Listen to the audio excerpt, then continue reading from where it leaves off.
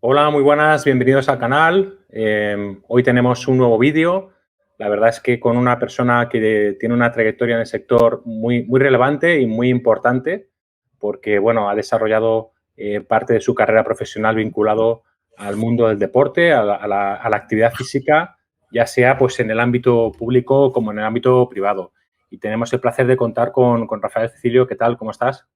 Hola, muy buenas. Pues bien, aquí encantado de estar con vosotros y con los telespectadores vuestros. Muy bien. Bueno, Rafa, nos conocemos desde hace tiempo. La verdad es que siempre has sido un referente para todos aquellos gestores deportivos, ¿no? Y del sector que nos preocupamos por seguir profesionalizando y por seguir mejorando. Yo recuerdo que, bueno, tu trayectoria ha sido también muy amplia, por supuesto, y como decía, ¿no? Tienes esa experiencia también desde el ámbito un poco público, luego, evidentemente, pasando más al ámbito más empresarial, emprendedor, privado. ¿Cómo ha sido esa trayectoria que has tenido? Bueno, a ver, yo mm, no provengo del mundo del deporte, más allá de que fui futbolista profesional, malo, por eso me tuve que hacer ingeniero. De profesión soy ingeniero de montes. En los años 80, cuando terminé la carrera, pues trabajé de ingeniero en España y una parte pequeña en Alemania. Y en un momento determinado de mi vida, pues mira, por otra crisis muy anterior a esta, por la gran crisis industrial que sufrió España en los años 90, en los años 80, desde el 82 hasta el 88, cuando España ingresó en el mercado común europeo, pues hubo una gran crisis de todos los sectores industriales en España, también del sector papelero en el que yo trabajaba. Pues me presenté a unas oposiciones que había entonces para ser gerente de deportes del Ayuntamiento de Alcobendas. Las saqué y he estado durante 16 años en Alcobendas como gerente del Patronato Municipal de Deportes, como gerente de deportes del Ayuntamiento. Luego tuve una pequeña experiencia, bueno, también satisfactoria, pero un poquito paralela, que fui director general de deportes del Ayuntamiento de Alcorcón durante 2 años. No llegué a estar una legislatura entera. Y di el salto al mundo empresarial, al mundo privado, ¿no? Lo tenía claro desde mi salida de Alcobendas que quería, bueno, pues hacer algo propio, hacer algo novedoso. Claro. Y bueno, en aquellos años en los que estábamos en la crisis del 2008-2010, que fue cuando yo estuve en Alcorcón, pues viendo cosas en Alemania con la que tengo una relación profesional que me viene de antaño, pues vi lo que eran allí los gimnasios low cost, fundamentalmente McFit, en la que me inspiré de alguna manera y creé la cadena de gimnasios Dream Fit, ¿no? Y aquí estamos, 11, 12 años después, viviendo una nueva crisis que es la de la pandemia del COVID-19 y todo lo que va a significar esto a futuro, ¿no? Eso es un poco mi trayectoria. Muy bien. Luego comentamos sobre DreamFit, que la verdad ha sido, bueno, pues yo creo que ha sido un modelo y una propuesta muy interesante, que luego si quieres ya nos comentas un poquito cuál ha sido el objetivo y cómo está cambiando. Pero, ¿cómo crees también que ha sido esa evolución desde los años 80 hasta ahora en el deporte en general, ¿no? O sea, porque muchas veces se ha vinculado en España a través de las instituciones más a la parte del deporte competitivo, pero parece que va cambiando, ¿no? También esa visión. ¿Cómo A crees ver, que ha sido ese cambio? el cambio ha sido radical. Brutal. Los que sois muy jóvenes es que no lo habéis vivido, ¿no? Pero para que tú te hagas una idea, cuando yo era jovencito, cuando yo tenía, pues no sé, 15 años, tengo 60 ya, ¿eh? O sea que soy una persona ciertamente mayor. Pero cuando yo tenía 15 años, nosotros para poder jugar al fútbol, porque practicar otro deporte era, bueno, era como un mundo, ¿no? Lo que más hacíamos era jugar al fútbol, pues teníamos que poner unos jerseys en la plazoleta de la calle o en un jardín, meternos en un jardín y así jugábamos al fútbol. Es decir, Claro. en España, antes del año 80, no había instalaciones, había muy pocas instalaciones. Las pocas que habían eran las del deporte de alta competición, que también tenía en España pues el recorrido que tenía. No hay más que ver lo que pasaba en las Olimpiadas, por ejemplo, para saber que cuando salía algún atleta que ganaba una medalla, era como una conquista y era una medalla en una Olimpiada, ¿no?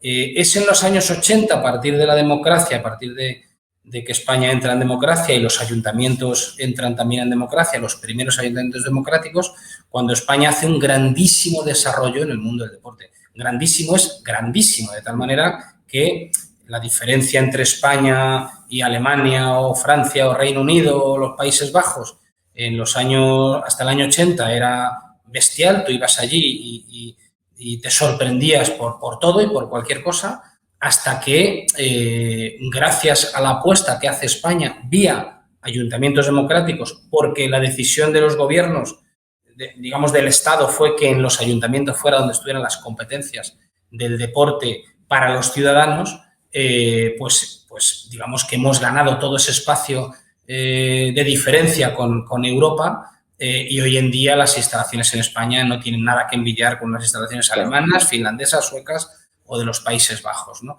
Ese mérito realmente es de los ayuntamientos, son los responsables de, en los años 80 y en los años 90, haber promovido el deporte, haber construido instalaciones de muy alto nivel y haber promovido el deporte para los ciudadanos, más allá de la competición.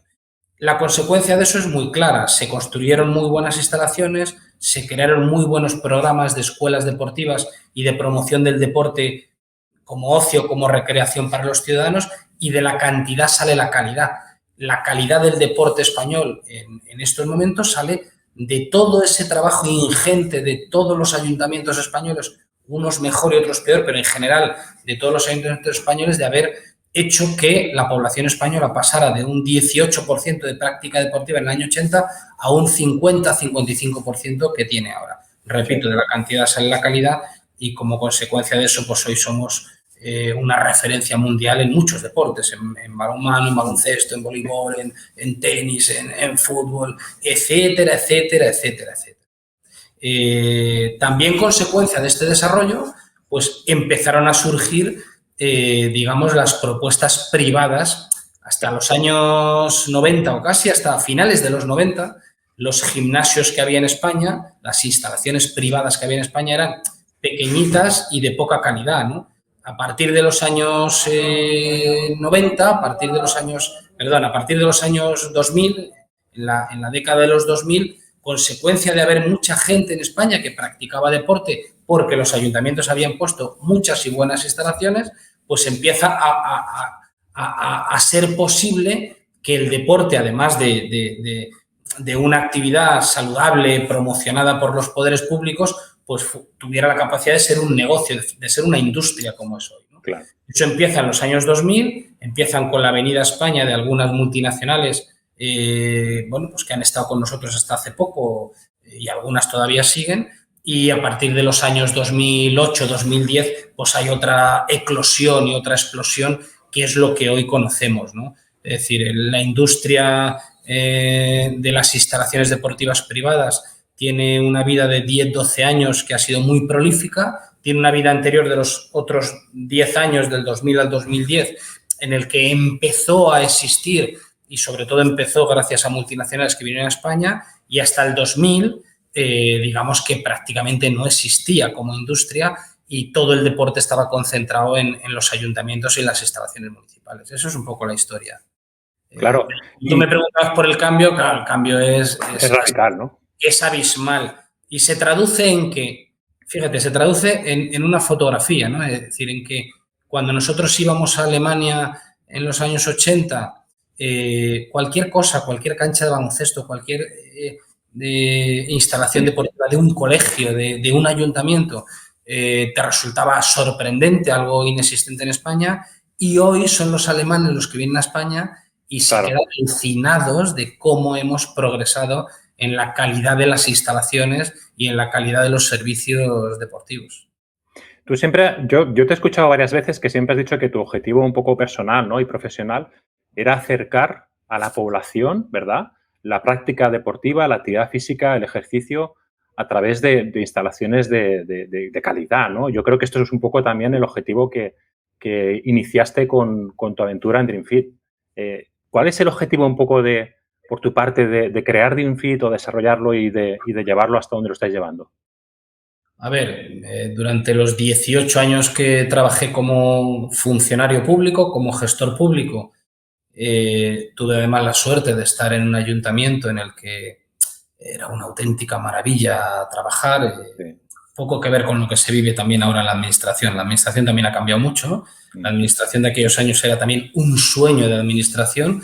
Tuve la suerte de poder ejecutar y desarrollar todo lo que por mi mente pasaba. Oye, me costaba lo mío convencerles, ¿eh? A veces le tenía que llevar a Alemania varias veces hasta que los convencía, pero me dejaron hacer, bueno, las que hoy son las mejores instalaciones que existen en España, ahí están. Con ellas ganamos el Premio Nacional de Deportes y otra multitud de premios. Y nuestra visión siempre era acercar al ciudadano las mejores instalaciones, los mejores servicios, estar muy por encima de sus expectativas, y lo conseguíamos, ¿no? Alcobendas ha sido un referente histórico en esto, ¿no? Cuando yo salgo de la administración y me convierto en empresario, y vi en Alemania lo que eran los gimnasios de precio de bajo coste, pues también para mí fue una revolución en mi mente, ¿no? Porque yo dije, joder, es que eso no existía en España hasta entonces. Que para ir a un gimnasio en España, para un gimnasio malo y cutre, había que pagar 40 o 50 euros. Y en Alemania resulta que por 20 euros ibas a un gimnasio de una calidad espléndida, con una maquinaria de primer nivel, una limpieza extraordinaria. Y yo dije, ¿por qué no voy a hacer yo esto en España, no? Hubo muchos compañeros míos que dijeron, estás loco, te vas a estrellar. Y no ha sido así. No solo no nos hemos estrellado, sino que hemos sido, digamos, el paradigma en el que otros muchos se han mirado, y a partir de nosotros surgió ese segmento en España, ¿no? Fuimos los primeros en desarrollarlo y nos imitaron y nos copiaron y nos han seguido muchísimos, nacionales, incluso internacionales. Nosotros hemos roto muchos paradigmas que tenían los propios alemanes o los estadounidenses, ¿no? Que decían, no, un gimnasio low cost no se puede tener más que una buena sala de máquinas y poco más, ¿no? Bueno, nosotros demostramos que se podían hacer clases colectivas, que se podía meter una zona de spa razonable, que se podían tener servicios que eran impensables cobrando barato para el ciudadano, ¿no? ¿Qué ha significado eso? Lo dice algún compañero mío hoy de alguna cadena muy importante e internacional de gimnasios de bajo coste, ¿no? Ha significado popularizar también el deporte y la actividad física para ciudadanos que no hubieran tenido acceso a ello si no hubiera sido por este tipo de gimnasios y a estos precios, ¿no?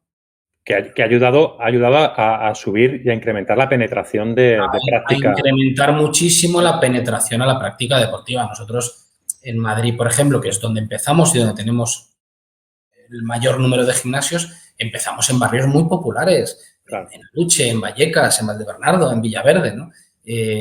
Si no fuera porque hicimos esos gimnasios de extraordinaria calidad a un precio imbatible, muchos de esos ciudadanos no se hubieran incorporado a la actividad física, ¿no? Cuando nosotros empezamos hace 10 años, para que te hagas una idea, cuando abríamos un gimnasio, el 60% de la gente que se apuntaba jamás se había apuntado, no a un gimnasio, ni a ninguna actividad física. Luego fuimos generadores de práctica deportiva, lo cual está muy bien también desde lo privado. Evidentemente, desde lo privado tienes que perseguir que tu empresa sea viable, que tu empresa cada vez sea más potente, más grande, ser rentable económicamente, lógicamente, pero si con ello también contribuyes a incrementar la práctica deportiva de los ciudadanos, también estás contribuyendo al bienestar de los mismos, a la mayor salud de los mismos, a vivir más saludablemente y más tiempo, etcétera, etcétera, ¿no?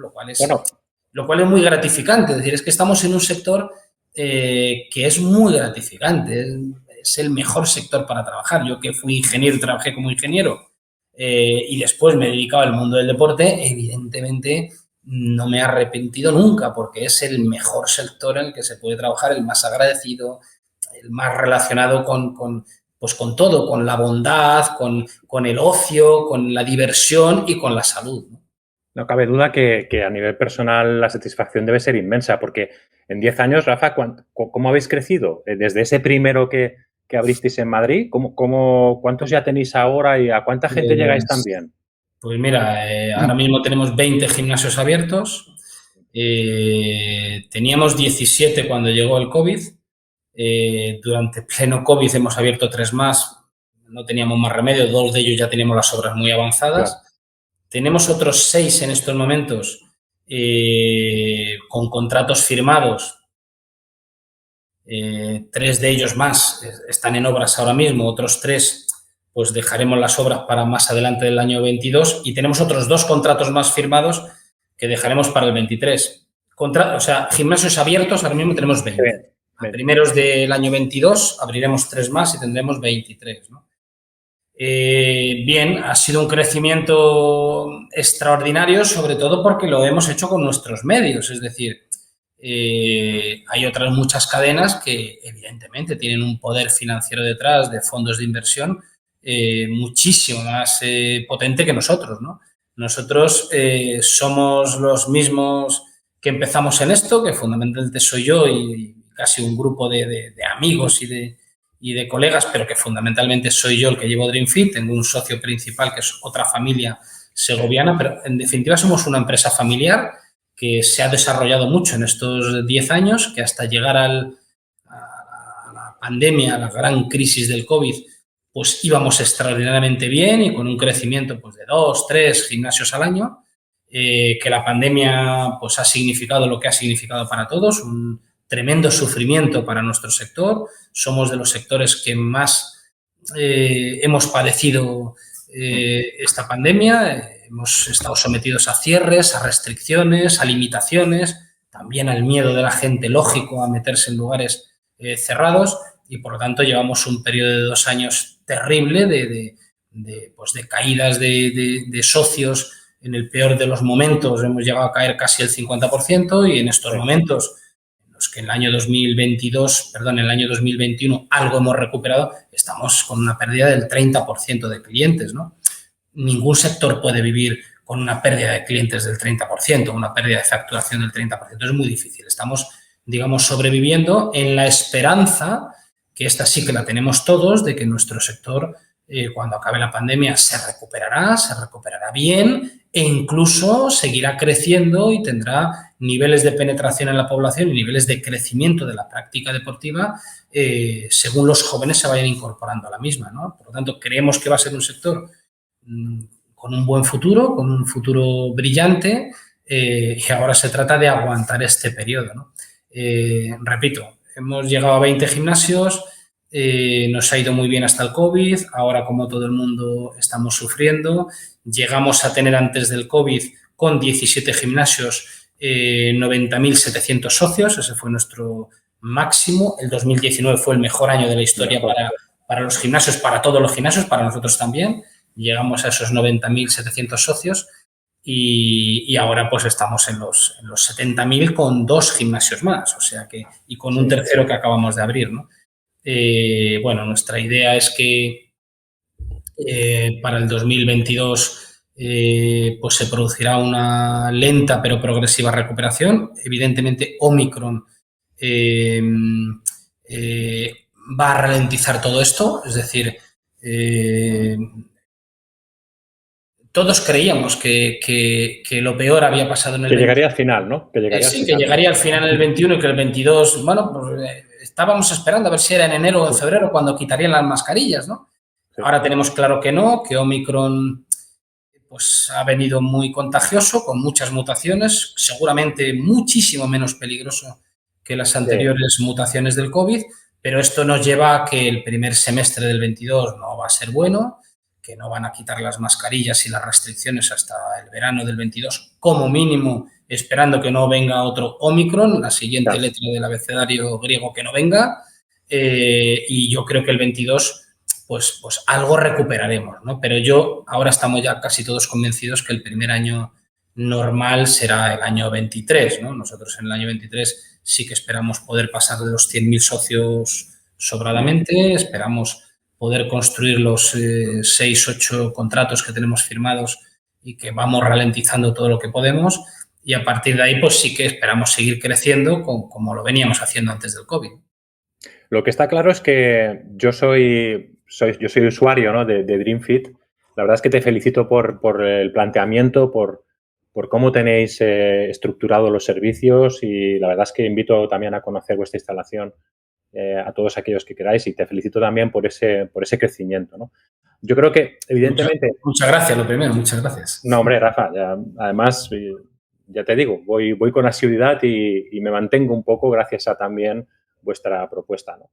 Entonces, es verdad que la pandemia, el aspecto positivo quizá ha sido esa concienciación social de la necesidad de hacer práctica física, de hacer ejercicio.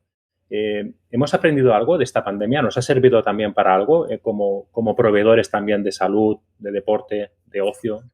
A ver, estamos en la fase de seguir aprendiendo, ¿eh? Seguimos, Yo ¿no? personalmente y profesionalmente creo que la pandemia nos ha enseñado muchas cosas, muchas, como seres humanos, como sociedad. Lo primero que nos ha enseñado es a tener mucha conciencia de que somos vulnerables, y de que la salud es muy importante y que la actividad física mejora con mucho la salud y previene de enfermedades y mejora el pronóstico de otras enfermedades. También nos ha enseñado, al menos a mí y también como empresa, a ser muy conscientes de lo que tenemos y a tratar de cuidarlo y a disfrutar de ello. Y a saber que no todo es eterno y que hay que pelear cada día por conservar lo que tenemos, por cuidarlo. Y ahí está también todo el tema del medio ambiente, todo el tema de la sostenibilidad, etcétera, etcétera. Yo creo que ha sido una sacudida al mundo entero y a los seres humanos muy importante. Ahora la última variante esta de Omicron nos está enseñando de que pues de nada vale ser egoístas como país o como continente si estamos ante una pandemia mundial, ¿no? Y que tenemos que mirar mucho más en global, ¿no?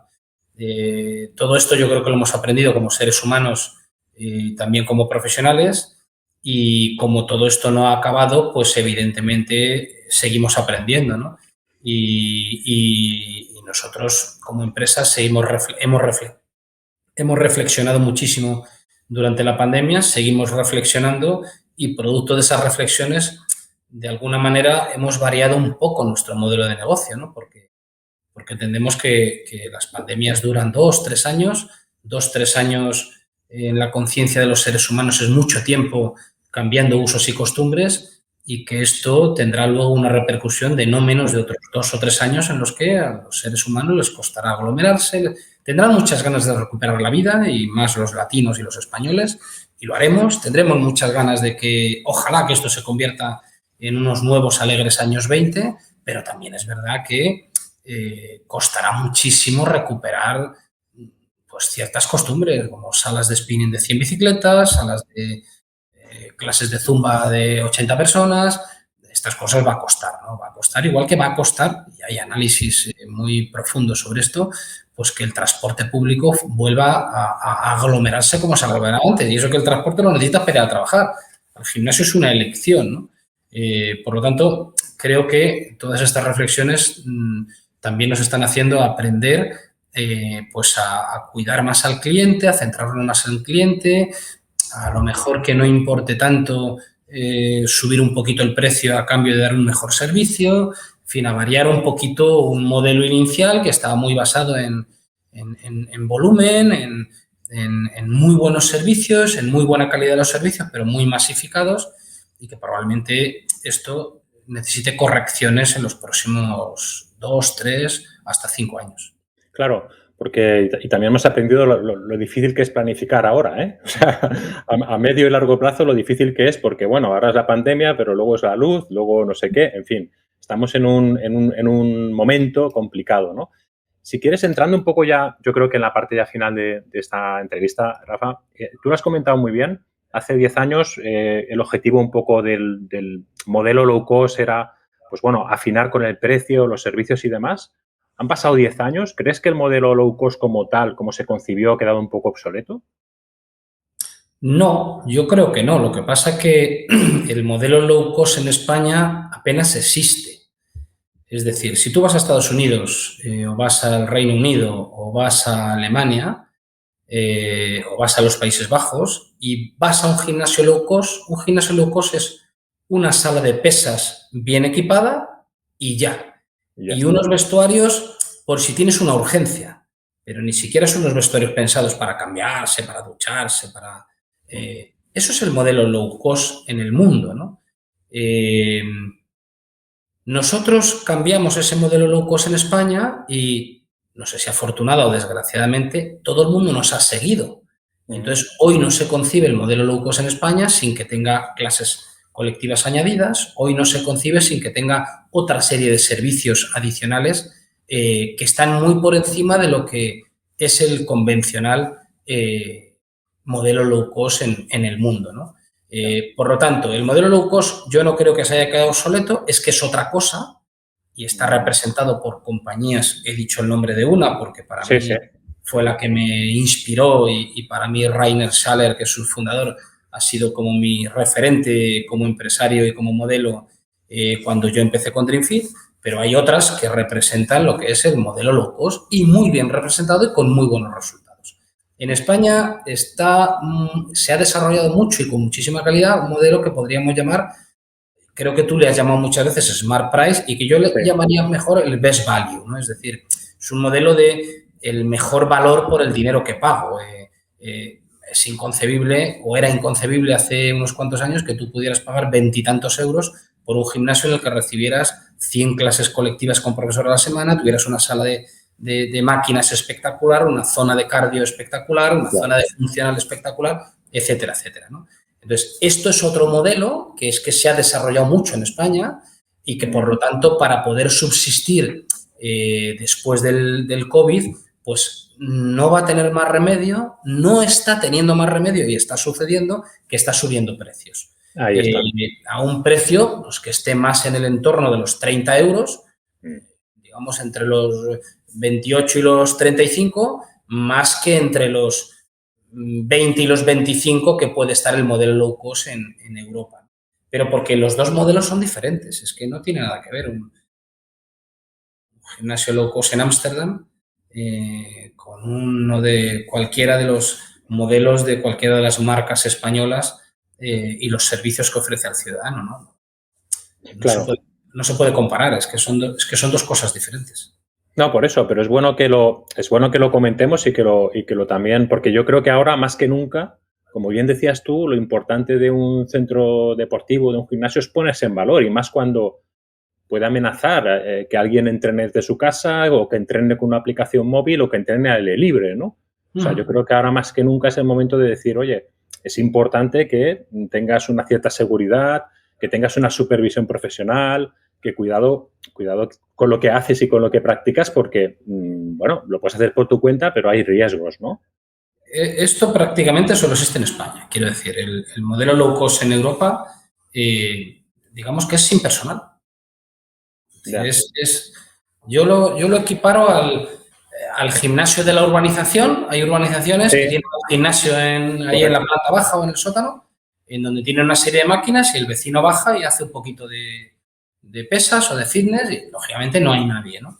Bueno, pues esto desarrollado como modelo de negocio es el modelo de gimnasio low cost en Europa, ¿no? Sin personal, sin atención, sin profesionales que asesoren, más allá de que puedan tener como servicio complementario un entrenador personal que puede ir allí, pero que tú también lo puedes tener en tu casa, en ese gimnasio de tu urbanización, que también lo hay, ¿no? Tú contratas tu entrenador personal y en el gimnasio de la urbanización entrenas, ¿no? El modelo español yo creo que es un ejemplo en haber podido desarrollar unas instalaciones de primer nivel con un nivel de atención razonable, con profesionales al frente y con asesoramiento muy profesional, ¿no? Y haberlo podido hacer a unos precios que se equiparaban con el low cost europeo, que ahora tienen que diferenciarse un poquito, pero es que, repito, es que no tiene nada que ver el servicio que prestas, la atención personal que se presta, los profesionales que hay al frente, el asesoramiento que tienes, etcétera, etcétera. Ahí, obviamente, desde el punto de vista de la gestión deportiva, la clave está en afinar un poco todos los costes, entiendo, ¿no? Bueno, evidentemente hay una serie de parámetros muy importantes. El primero es el precio del metro cuadrado de arrendamiento o de compra de un local, ¿no? Claro. En esto ayudó la crisis que fue inmobiliaria de los años 2010 en adelante, ayudó a que se pudieran desarrollar gimnasios como los nuestros, porque a lo mejor con anterioridad no hubiéramos podido pagar esos arrendamientos. Y luego en un ajuste de todos los costes, es decir, en ajustar muy bien el personal necesario, el ajustar muy bien los costes energéticos, el ajustar muy bien todos Los procesos, ¿no? Los procesos, la propuesta. Efectivamente, que la propuesta de valor y que todos los procesos estén muy afinados, etcétera, ¿no? Para que todos esos ahorros se traduzcan en un mejor precio al cliente. Evidentemente hay un trabajo detrás de perfeccionamiento de procesos muy, muy importante. Sí, yo creo que ahí está un poco la clave y es un poco esa diferenciación que habéis dado vosotros, que como bien has dicho es única, porque sí que es un modelo único, ¿no?